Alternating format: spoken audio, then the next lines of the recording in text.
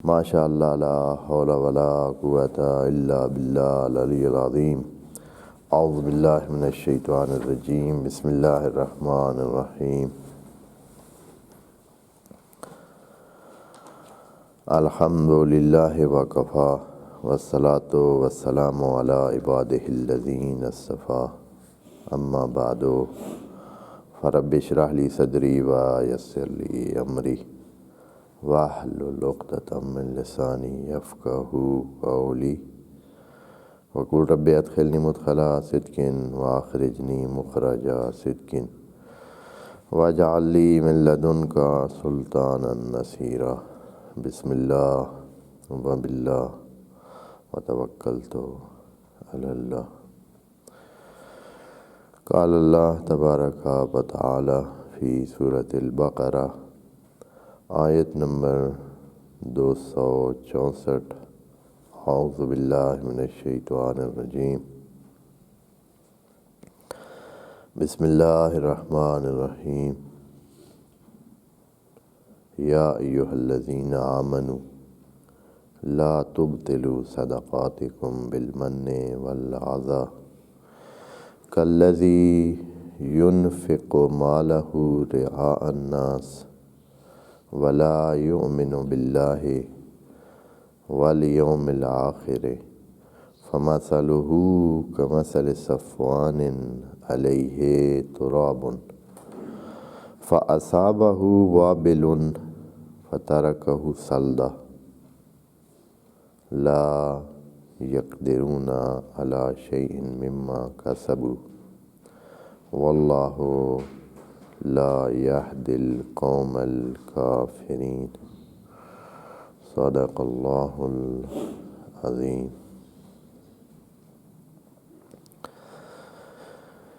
انفاق کی بات میں خدا کریم مومنین کو خصوصی خطاب کر کے، وعلیکم السلام، جو اس عمل خیر کے منفی اثرات ہیں، جو اس کو تباہ کرنے والے عناصر ہیں، ان کا ذکر فرما رہا ہے کہ کار خیر ہو جانے کے بعد بھی تباہ ہو سکتا ہے، ختم ہو سکتا ہے، اور بالکل اس کی وہ صورتحال بن جاتی ہے کہ جیسے کیا ہی نہ ہو انہوں نے۔ چونکہ اس سے پہلے اس کے جو مثبت نتائج ہوتے ہیں خدا کی نظر میں یا اسی دنیاوی زندگی میں، وہ ذکر ہوئے ہیں۔ تو اب یہ سوال ہو سکتا تھا کہ بھائی اگر کوئی ایسا کام کرے اور اس میں وہ چیز جو ہے اللہ تو نے منع کی ہے کہ من اور عزا کا عنصر نہیں ہونا چاہیے، اگر کوئی اس کو شامل کر دیتا ہے تو پھر کیا ہوگا؟ کام تو اس نے کیا ہے، انفاق تو اس نے کیا ہے، صدقہ تو اس نے دیا ہے۔ تو یہاں خدا کریم مثال دے کر مومنین کو سمجھاتا ہے کہ یہ صورتحال ہو جائے گی کہ اگر کوئی اس طرح کرتا ہے، انفاق کرتا ہے، اور پھر اس کے بعد من کی کیفیت اس میں پیدا ہوتی ہے اور یہ من کی کیفیت پھر اذیت کی کیفیت میں تبدیل ہو جاتی ہے کہ دوسروں کو پھر انسان تکلیف پہنچانے کی لیول پر پہنچ جاتا ہے۔ من کی حد یہ ہوتی ہے کہ انسان کے اندر وہ بات رہے اور انسان اندر اندر سے خود کو بڑا اور خاص قسم کی کیفیت میں مبتلا پائے، یا یہ ہے کہ دوسروں کو شو کرنے کی کیفیت میں مبتلا ہو جائے۔ دوسرے اس کے بعد جو اگلا مرحلہ ہے وہ یہ ہے کہ وہ پھر اس کو برداشت نہ کر سکے اور اس کو اپنے اندر سے باہر نکالے اور دوسروں تک وہ بات پہنچائے جو اس کے اندر موجود ہے، اور وہ یہ ہوتی ہے کہ ان پر کیا کرے؟ احسان جتلائے یا یہ ہے کہ ان کو نیچا دکھائے یا ان کی توہین کرے یا ان کو جیسے بھی یا ان کو یوٹیلائز کرے یعنی استعمال کرنے کی کوشش کرے۔ احسان تو اس نے کر دیا ہے، احسان کے بعد کیا کرتا ہے؟ پھر ان کو اپنے فیور میں یا اپنے مقاصد کے لیے ان کو استعمال کرنے کی کوشش کرتا ہے۔ تو یہاں خدا کریم نے مثال دی ہے کالذی، کہ یہ شخص، ترجمہ اوپر سے کر کے لے آتے ہیں یا ایھا الذین آمنوا، اے ایمان لانے والو۔ یہ خدا کریم کی طرف سے عرض کیا ہے کہ خصوصی ایک دھیان دینے والی بات ہے اور بہت ہی قرب کا احساس دلانے والی بات ہے مومنین کو، کہ ان کو خطاب خدا کریم فرماتا ہے کہ لا تبطلوا صدقاتکم، اپنے کیے ہوئے اچھے کام، صدقات کا معنی صدقہ کا ہم کر چکے ہیں، وہی معنی لیں جو کہ بہت وسیع تر معنی ہے، اور صرف یہ جو ہم کچھ پیسہ یا رقم یا کوئی ایسی چیز کسی کو، یا آٹا یا دوسری چیزیں جو استعمال کی ہوتی ہیں وہ کسی کو دیتے ہیں، اس سے ذرا بڑھ کر ہوتا ہے، یعنی تقویت کا باعث بننے والا جو صدقہ ہے، جو کہ اس مما رزقناکم کے ساتھ زیادہ میچ کرتا ہے۔ صدقہ آپ کو بتایا ہے کہ صدقہ یعنی صلابت، یعنی تقویت، یعنی طاقت، یعنی انرجی کسی کو پہنچانا، کسی کی ہمت بڑھانا، کسی کے ساتھ جڑ کر۔ بالمن والاذی کالذی ينفق مالہ، اب خدا کریم نے یہ کیا ہے ہمارے سمجھانے کے لیے، اس کو محدود کر دیا، مثال کو بہت عام نہیں رکھا ہے، مثال کو ایک چیز میں فوکس کر دیا ہے۔ حالانکہ انفاق تو بہت ساری چیزوں میں ہو سکتا ہے، لیکن مثال خدا کریم نے مثال جو دی ہے وہ اس کی واضح مثال، یعنی یہ مال کی مثال دے کر خدا کریم نے یہ کہنا چاہا کہ مال اس کا سب سے واضح ایک مصداق ہے صدقہ دینے کا، کسی کے ساتھ تعاون کرنے کا، انفاق کرنے کا جو سب سے واضح مصداق ہے وہ یہی مال ہے۔ اور اسی وجہ سے اب مال پہ فوکس بھی ہو گیا ہے کہ صدقہ دینا لوگ یہی سمجھتے ہیں کہ یہ صرف مال ہی دینا ہے، تو اس لیے مثال بھی خدا کریم نے مال کی دی ہے۔ کالذی، وإلا یہاں خدا کریم جیسے پیچھے صدقہ یا انفاق کی بات کرتا آ رہا ہے اور کسی چیز کا ذکر نہیں کیا، یہاں بھی ہو سکتا تھا لیکن یہاں مال کا ذکر کر دیا۔ کالذی ينفق، جیسے کہ کوئی انفاق کرتا ہے، اگر یہاں کہا جا سکتا ينفق رعاء الناس تو بھی کافی تھا، بات پوری ہو جاتی، لیکن خدا کریم نے مالہ کہا ہے۔ کالذی ينفق، جو بندہ انفاق کرتا ہے، خرچ کرتا ہے، مالہ، اپنے مال کو، رعاء الناس، وہ لوگوں کو دکھانے کے لیے، لوگوں میں ایک نظر پیدا کرنے کے لیے، لوگوں کی آنکھوں کے لیے، لوگوں کے دیکھنے کے لیے یہ کام کرتا ہے رعاء الناس۔ آپ جانتے ہیں ایک مفعول ہوتا ہے، مفعول کیا ہوتا ہے جی؟ مفعول مطلق، وہ کس کے لیے ہوتا ہے؟ وجہ کے لیے، وجہ بیان کرنے کے لیے کون سا مفعول استعمال ہوتا ہے؟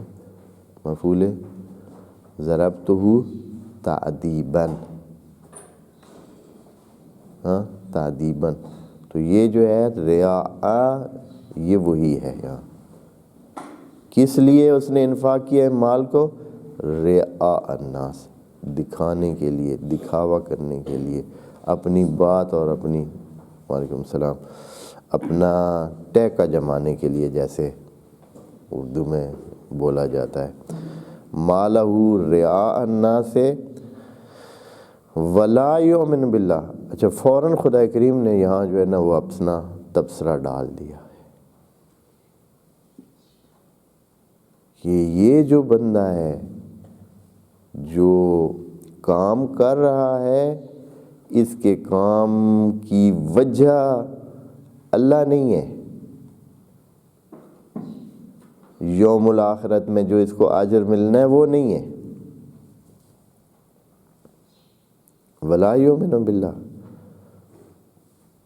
اس کو یہ ہے کہ میں یہ مال جو دے رہا ہوں تو کوئی دیکھے، ایسے ہی پتہ ہی نہ چلے کسی کو میں نے مال دے دیا ہے، تو یہ تو پھر فائدہ نہ ہوا نا۔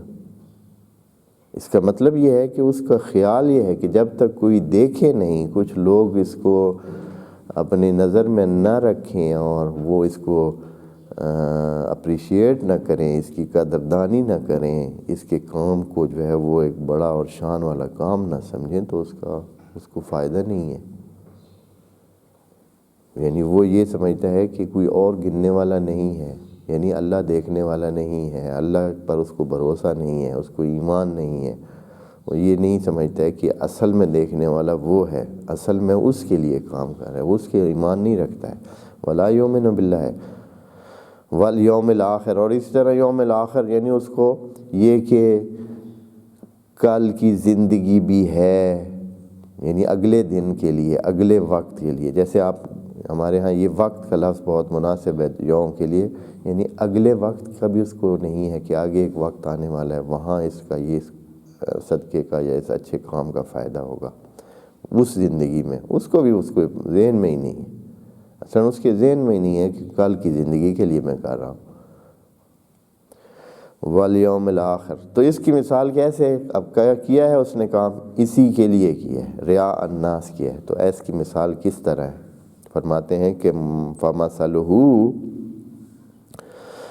تو اس کو سمجھنے کے لیے آپ مثال لے لیں کَمَثَلِ صَفْوَانٍ، ایک بہت بہترین جگہ ہے۔ صفوان سے مطلب یہ ہے کہ جو صاف ہے، صافہ سے ہی ہے، صفوہ سے ہے، صفوہ سے مطلب ہوتا ہے کہ جس میں کوئی خرابی نہ ہو، جس میں کوئی کسی قسم کی خرابی نہ ہو۔ اچھائی کے پہلو موجود ہیں، خرابی کا پہلو یعنی مرطوب ہوا بھی اچھی ہے، زمین بھی اچھی ہے، جگہ بھی اچھی ہے، پانی بھی موجود ہے، بہت سارے حوالوں سے بہت اچھی مناسب سی وہ ہے، ایک جگہ ہے۔ علیہ تراب، وہاں ہے بھی تراب، جگہ ہے وہاں تراب ہے۔ تراب قرآن میں جب استعمال ہوتا ہے تو اس کا مطلب یہ ہوتا ہے کہ تراب ویسے کہتے ہیں اس باریک پسے ہوئے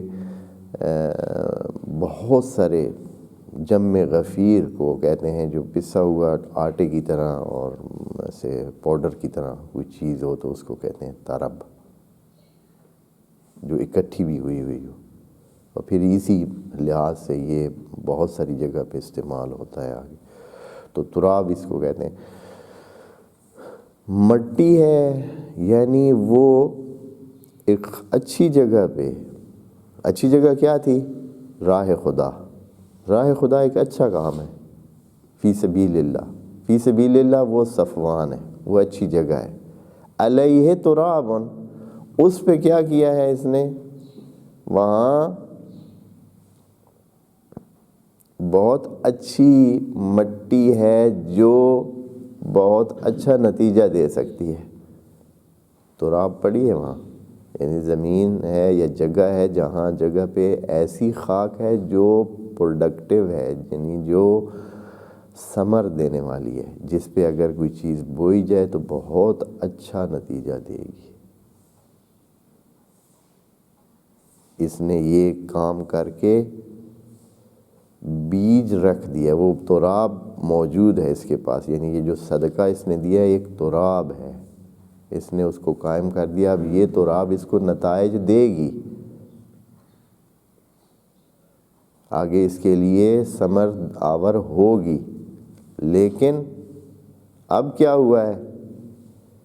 یہ تھی وہاں، اگر اس کو قائم رکھتا تو اس کو نتائج دیتی وہ تراب، لیکن کیا کیا اس نے؟ اس کے اوپر شدید قسم کی بارش برس گئی۔ شدید قسم کی بارش برسنے کا نتیجہ یہ ہوا کہ وہ جو اچھی تراب تھی وہ ساری کی ساری وہاں سے پانی کے ذریعے سیلاب کے ذریعے، پانی کے ذریعے وہاں سے بہہ گئی، ختم ہو گئی۔ پیچھے کیا رہ گیا؟ پیچھے رہ گیا خالی پتھر، خالی بالکل صاف ستھرا اور چٹیل قسم کا پتھر باقی رہ گیا، یعنی کچھ بھی نہیں رہ گیا۔ اب پتھر پہ کیا ہو سکتا ہے؟ کچھ بھی نہیں ہو سکتا۔ پتھر ایسی چیز ہے کہ جس سے کچھ حاصل نہیں کیا جا سکتا ہے۔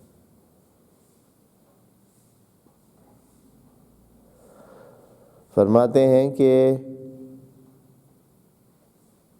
فَمَثَلُهُ كَمَثَلِ صَفْوَانٍ،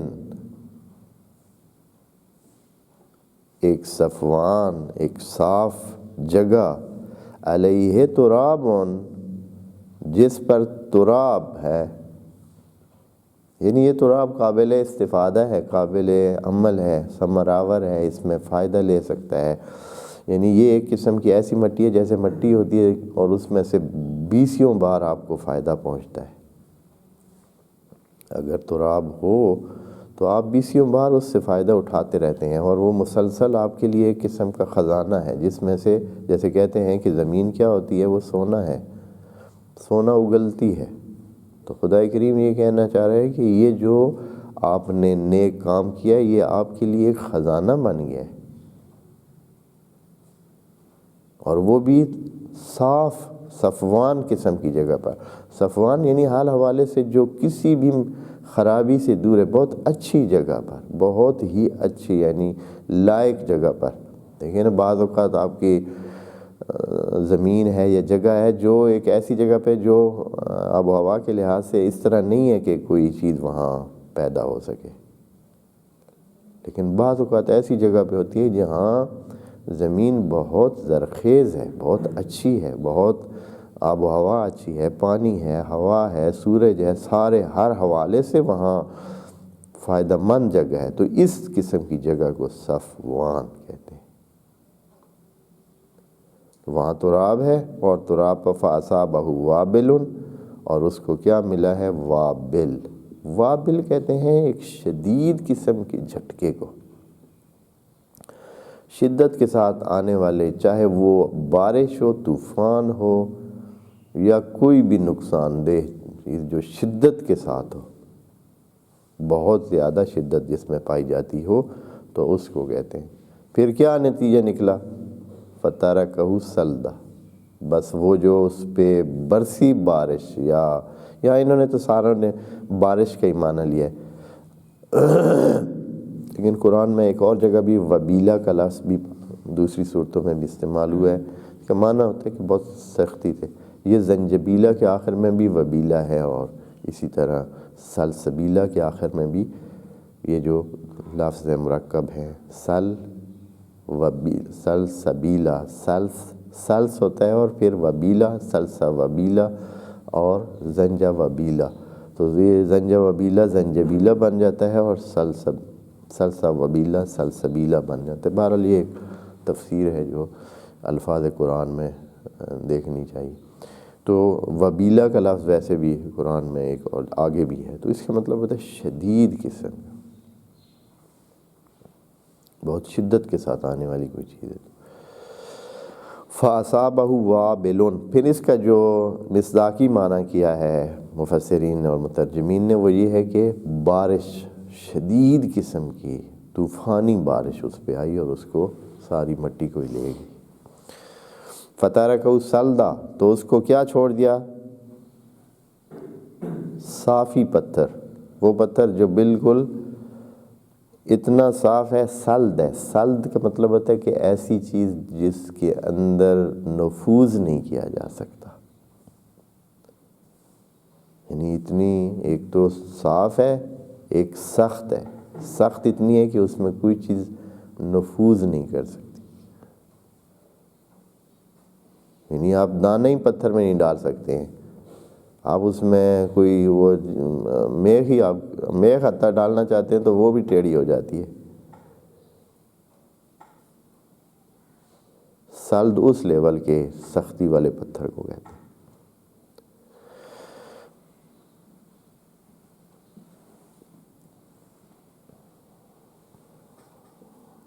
اچھا اب کیا ہے پھر؟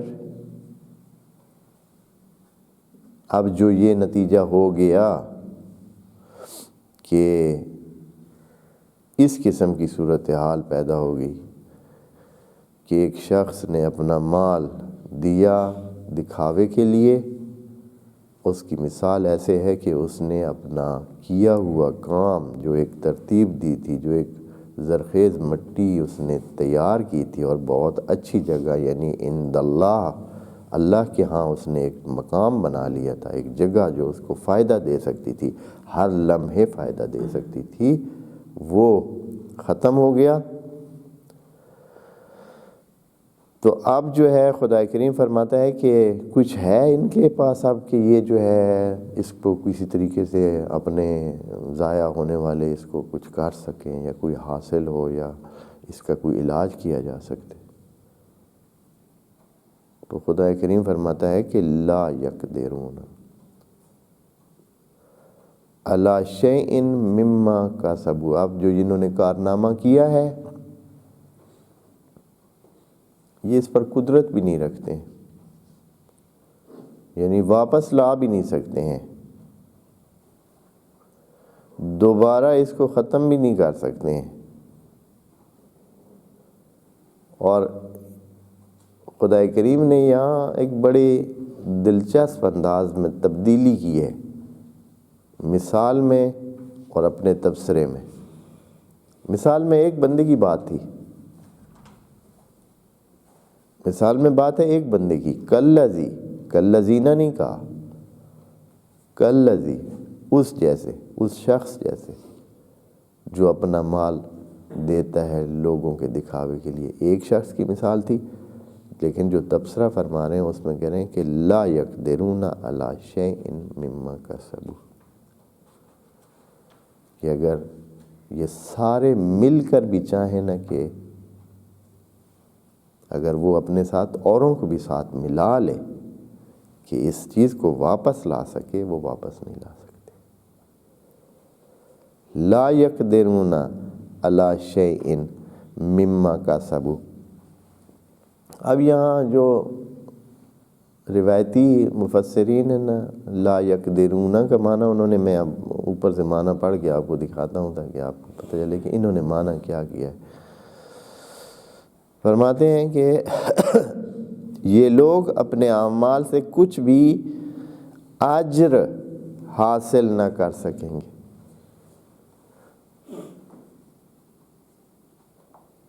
یعنی اس کا وہ جو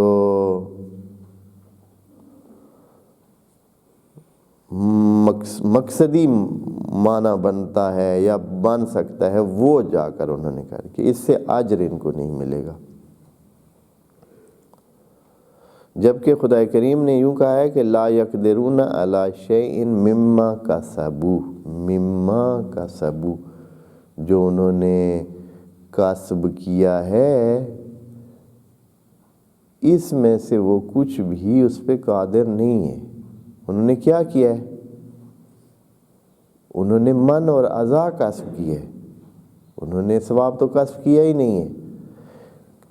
انہوں نے ترجمہ ایسے کر لیا ہے کہ کسب کیا ہے، خدا کریم کہتا ہے کہ ان کو کسب کچھ ہوا ہی نہیں ہے، انہوں نے کچھ کسب ہی نہیں کیا، یعنی جو کچھ کیا ہے اس کا کسب ہی نہیں ہے۔ لا یقدرون علی شیء مما کسبوا، جو انہوں نے کسب کیا ہے اس پر اب یہ قادر نہیں ہے۔ کسب انہوں نے کیا کیا ہے؟ انہوں نے الٹ کسب کر دیا، یعنی وہ اپنا مال جو ضائع کر چکے ہیں، یہ کسب ہے ان کی، ان کا کسب ہی وہ ضائع شدہ ہے۔ لا یقدرون علی شیء مما کسبوا۔ اور آخر میں خدا کریم یہ کہہ کر کے یہ تبصرہ اس پر فرماتا ہے کہ ان کے ساتھ یہ چیز پیش کیوں آئی، کیوں انہوں نے ایسے کیا، یعنی یہ اس طرح کی صورتحال ان کے ساتھ کیوں پیش آئی کہ یہ اپنا پیسہ بھی انہوں نے لگایا لیکن اس کو ضائع کر دیا اور فائدہ نہیں پا سکے، اپنے کام سے فائدہ نہیں پا سکے۔ یہ کیوں پیش آیا؟ اے اللہ کیا ہو گیا تھا ان کو؟ تو خدا کریم یہاں فرماتا ہے کہ واللہ لا یہدی القوم الکافرین۔ وجہ اصل یہ ہے کہ یہ لوگ کافر ہیں۔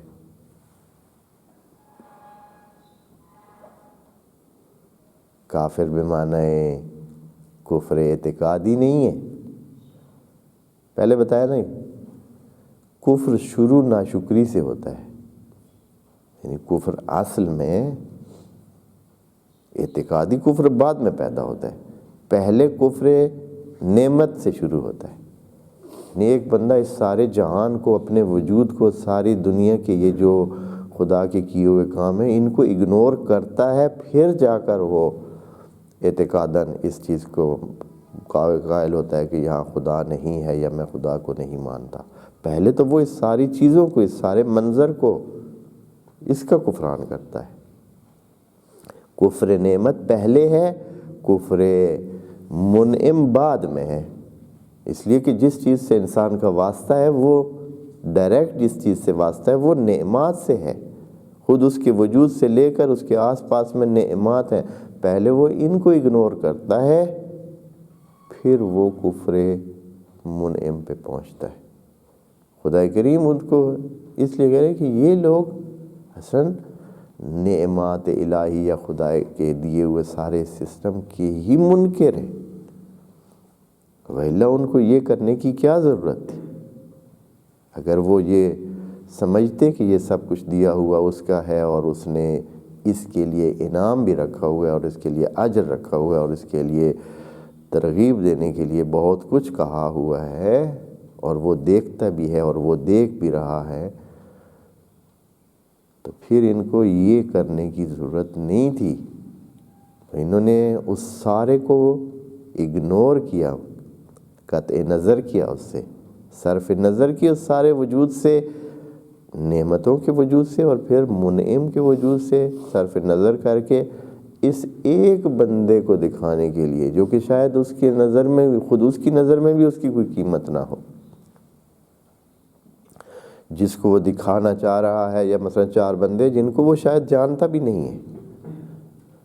ریا الناس یعنی وہ ایسے لوگوں کو جو ممکن ہے کہ اس کے واقف بھی نہیں ہے، کوئی بھی ہے، حیرہ غیرہ صرف کچھ لوگ ہیں، ممکن ایک راہ گزر ہے، ایک بندہ ہے وہ صرف جا رہا ہے اور اس کا ابھی دیتے دیتے اس کا ذہن میں آیا کہ ہاں میں ابھی اس کے جانے سے پہلے ہی دے دوں، قبل اس کے کہ وہ نظروں سے اوجھل ہو جائے اور پھر نہ دیکھ سکے، میں اس سے پہلے ہی اپنا جو اچھائی کا کام ہے وہ کر لوں۔ تو یہ کام کرنا، یہ خود خدا کریم ساتھ ہی اس کے یہ بھی بتا رہا ہے کہ جو لوگ من اور عزا کے چکر میں پڑ جاتے ہیں اپنے دینے کے بعد اور انفاق کرنے کے بعد، صدقہ دینے کے بعد یا صدقہ دینے کے ساتھ، تو وہ کافر بھی ہیں، اس لیے کہ کفر نعمت کے بعد کفر منعم خود بخود ہی آ جاتا ہے۔ یہ تبصرہ خدا کریم کی طرف سے کرنا کہ یہ لوگ اندر سے، یعنی جیسے کہ لا یؤمن باللہ، اوپر سے بھی اسی لیے خدا کریم نے یہ کہہ دیا ہے کہ یہ لوگ اندر سے مومن نہیں ہیں، یہ اللہ کو مانتے نہیں ہیں۔ یعنی کتنا چھوٹا سا کام ہے، ہم ہر روز اس طرح کے کام کرتے ہیں، یعنی ہمارے سے اکثر ہم سے اس طرح کے سلسلے ہو جاتے ہیں۔ کتنی مخلوق ہے کہ وہ، اور خدا کے کتنے سخت تبصرے ہیں اس پر کہ جو بندہ لوگوں کو دکھاوے کے لیے دیتا ہے، لا یؤمن باللہ والیوم الآخر، 2 ہی تو مسئلے ہیں اصلی، یعنی ہمارے مسلمان ہونے کے 2 ہی مرکزی اصول ہیں، اللہ اور آخرت۔ رسول تو درمیان میں بتانے والا ہے اللہ کے بارے میں اور آخرت کے بارے میں، اس کا اعتقاد تو اس لیے ضروری ہوتا ہے، وَإِلَّا اصلی چیز جو ہے وہ اللہ اور آخرت، اور اگر اس سے بھی زیادہ مختصر کیا جائے تو صرف اللہ، کیونکہ وہ اول بھی ہے آخر بھی ہے۔ تو وہ دونوں چیزیں تو خدا کریم نے ریا الناس والے کے لیے خود ہی پہلے کیا کر دی ہیں. مثلا تبصرہ خدا کیا ہے؟ لا یؤمن باللہ والیوم الآخر، اصلا مومن ہی نہیں ہے سرے سے. واللہ لا یہدی القوم الکافرین، بڑا ہی سخت قسم کے تبصرہ ہے. یعنی ہم اکثر ان چیزوں میں مبتلا ہیں. اب یعنی آس پاس میں دیکھیں، خود میں تو اپنے ذہن میں اس وسواس خناس کو پاتا ہوں کئی دفعہ کہ وہ بھی وہاں موجود ہوتا ہے، کہ وہ انسان کو یہ کرنے اسی طرح کراتا ہے. یعنی انسان کا کام ضائع کرانے کے لیے فوراً ذہن میں ڈالتا ہے کہ اچھا یہ وہ دیکھ رہے ہیں، یا وہ ان کو پتہ چلے گا، یا ان کو پتہ چل جائے تو اچھا ہے. یعنی مجھے وہ کہ کوئی جو ذات ہے اللہ کی وہ دیکھ رہی ہے اور وہ نوٹ کر رہے ہیں یہ، اور اس کے ہاں میں نے اجر پانا ہے، اس کو تو میں ذہن میں کم رکھتا ہوں. لیکن یہ کہ ہاں بھئی وہ دیکھ رہا ہے، اس کو پتہ ہے میں نے کام کیا ہے اچھا، تو حتماً ان کو پتہ چلنا چاہیے. ایک آدمی تھا، وہ نماز شب پڑھتا. اب یہ مثال صدقے کی نہیں ہے، انفاق کی نہیں ہے، لیکن نماز شب پڑھتا. تو اس کی یہ عادت تھی کہ نماز شب پڑھتا، صبح آ کر نا وہ اپنے دوستوں کے ساتھ بیٹھتا، تو اس کا وہ موقع ڈھونڈنے کے چکر میں ہوتا کہ کس وقت وہ جو ہے نا اپنے نماز شب کا ذکر کرے کہ میں تہجد پڑھتا ہوں. کرتا تھا.